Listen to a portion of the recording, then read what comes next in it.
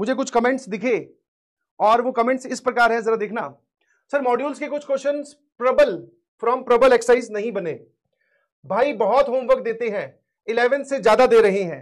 हाँ आने स्टार्ट हो गए कंप्लेनिंग। यस मैं सोच रहा था कि आप लोग कब कंप्लेनिंग मोड में जाओगे। ठीक है, शुरू शुरू में तो क्या होता है, एनर्जी होती है, बट धीरे धीरे वो एनर्जी डाउन होने लगती है और कंप्लेन बढ़ने लगती है। वो जो डीमोटिवेशन है, अंदर का शैतान जो है वो जाग रहा है। तो बोल रहे 11 से बहुत होमवर्क देते हैं। नाम भी इनका चंपूलाल है।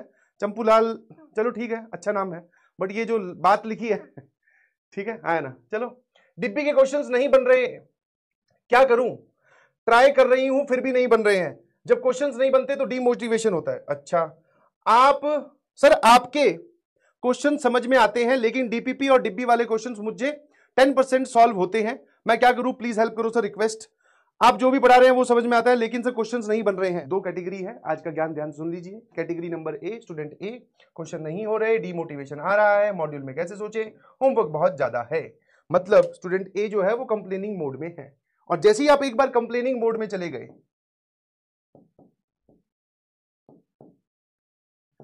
तो अब आपकी ग्रोथ रुक गई है, ध्यान रखना। कंप्लेनिंग मोड मतलब अब आप ग्रोथ नहीं कर सकते, क्योंकि ठीक है, क्योंकि जैसे ही आप कंप्लेन करने लगोगे आपको हर एक चीज का सहारा मिल जाएगा। तो ये कंप्लेनिंग मोड है। स्टूडेंट बी क्या बोल रहा है, क्योंकि स्टूडेंट बी ने भी वो सारी बातें सुनी है जो क्लास में टीचर ने बताई है, मतलब मैंने बताई है। क्वेश्चन नहीं सॉल्व हो रहे, इससे भी सारे नहीं सॉल्व हो रहे, बट ये जानता है कि क्वेश्चन नहीं सॉल्व हुए, कोई बात नहीं। क्लास में सर ने बहुत सारे सवाल करवाए हैं, किसी ना किसी का तरीका तो किसी ना किसी तरीके से तो सॉल्व होगा। मतलब जब उसके सामने नया सवाल आता है तो उसको सारे सवाल क्लास में जो करवाए हैं, जिसके लिए बोला जाता है कि आप घर जाकर वापस से क्वेश्चंस को एक बार फिर से लगाइए, एक बार अपने पेन से फिर करके देखिए। तो स्टूडेंट बी क्या बोलता है कि मैं भैया जो मेरे सामने नया सवाल आया है उसमें जो सर ने क्लास में क्वेश्चन करवाया उनका किसी ना किसी का तरीका तो इसमें लग ही रहा होगा। ठीक है, फिर भी नहीं सॉल्व हुआ तो सॉल्यूशन देख लूंगा। फिर भी नहीं सॉल्व हुआ, हो सकता है फिर भी हमसे ना सॉल्व हो तो किसी का सॉल्यूशन देख लूंगा। सॉल्यूशन देखने के बाद में उसको एज ए एक्सपीरियंस याद रखूंगा कि एक सवाल आया था उसमें मैं ऐसे अटका था और उसका अटकने का कारण ये था। स्टूडेंट बी का जरा देखना। और उसके बाद में सर ने जैसा कहा था, सर ने जैसे बोला था, एक लिस्ट बनाऊंगा जिसमें क्वेश्चन नंबर के साथ में रीजन लिखा होगा क्यों नहीं सॉल्व हुआ। ठीक है, आपके पास सिंपल सी एक कहानी होनी चाहिए। जैसे मैं अभी जयपुर गया था, तो जयपुर में मुझे एक बच्चा मिला, बोलता है सर वो जो आपने एडवांस वाली परीक्षित एक्सरसाइज है ना, उसका एक सवाल है उसमें लिमिट वाला सवाल आ रहा है। तो मैंने कहा तुझसे वो सॉल्व नहीं हुआ, बोले नहीं सर मेरे को लिमिट नहीं आती। तो अब भाई लिमिट पुराना पाप है, समझना मेरी बात एकदम। मैं उसका एग्जांपल लेकर आपको बात समझाना चाह रहा हूं, बट समझिए इसको ध्यान से। लिमिट पुराना चैप्टर है, डिटर्मिनेंट में तो कोई दिक्कत नहीं आई। एन फैक्टोरियल वाला डिटर्मिनेंट है जिसमें से कॉमन लेना है, फिर कुछ लिमिट का सवाल पूछा है ना। तो लिमिट में तो कोई दिक्कत नहीं, लिमिट में तुम्हें दिक्कत आ रही है, डिटर्मिनेंट में कोई दिक्कत नहीं है। तो डिटर्मिनेंट चैप्टर थोड़ी ना खराब हुआ भाई। अब आपको क्या करना चाहिए, उस क्वेश्चन के ऊपर लिख लो, जब लिमिट पढ़ लूंगा तब ये क्वेश्चन सॉल्व कर दूंगा। उस पर स्टार लगा ले कि इस क्वेश्चन का ना सॉल्व होने का कारण डिटर्मिनेंट नहीं है, इस क्वेश्चन का ना सॉल्व होने का कारण लिमिट्स है जो कि मैंने नहीं पढ़ी। तो अगर वो बात यहां पर लिख लेगा तो कॉन्फिडेंस अपने आप हाई हो जाएगा कि हाँ भाई लिमिट चैप्टर जैसे पढ़ा देंगे इस साल, तब मैं आकर वापस इस सवाल को निपटा दूंगा। Simple as that. आपके बहुत सारे बच्चों में से बहुत सारे सवाल ना सॉल्व होने का कारण कक्षा 11वीं भी है, क्योंकि डिटर्मिनेंट के अंदर तो ट्रिग्नोमेट्री भी बैठी होती है, डिटर्मिनेंट के अंदर फैक्टोरियल भी बैठा होता है, डिटर्मिनेंट के अंदर एनसीआर भी बैठा होगा। अब आपने नहीं पढ़ा है तो मतलब या तो देखो एक तरीका है मैं वो सारे सवाल ही हटा दूं। डिटर्मिनेंट के अंदर ओमेगा भी बैठा होगा, complex cube root of unity, आपने नहीं पढ़ा तो वो सवाल हटा दूं।